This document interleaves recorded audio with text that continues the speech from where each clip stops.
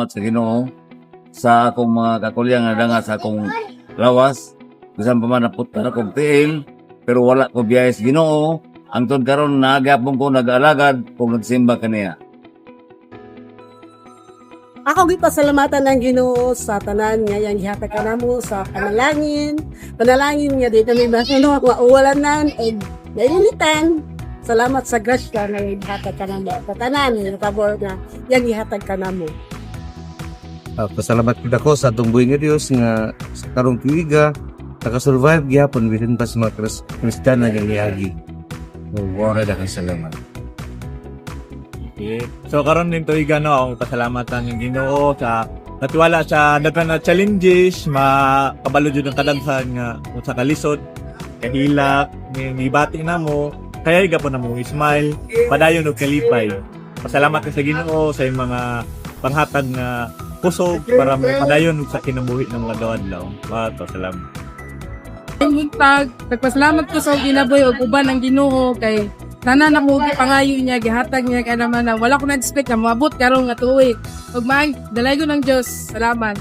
Ya tuig 2025 kung kay ang Diyos tutuban ka namin kung dapat kaniya so nagpasalamat ko kaniya kanunay kay siya ang pinaukan sa panalangin sa akong pagkinabuhi ninyo nga tuig 2025 ang Diyos Diyos nagpanalangin ko naman.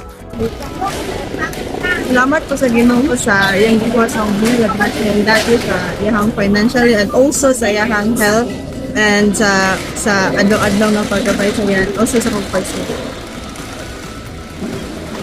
Pasalamat ni sa labaw mga gahom mga itungod kay sa iyang kayo sa akong kinabuhi nga nagbarong ang Lord to Heaven o saan ka man Christian grow and God bless us all and thank you.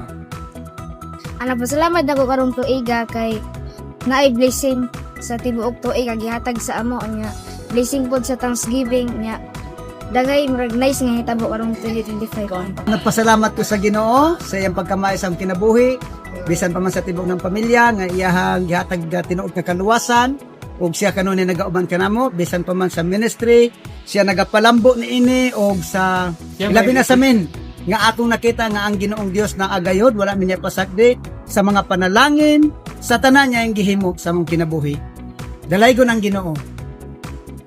Happy Thanksgiving, Ladder to Heaven. Grateful kayo mi sa Ginoo sa tibuok tuig, taliwala sa mga daghang mga trials, sa nagipabarog mi sa Ginoo di panalanginan, og excited mi sa 2026 sa daghan pang panalangin. Good day everyone.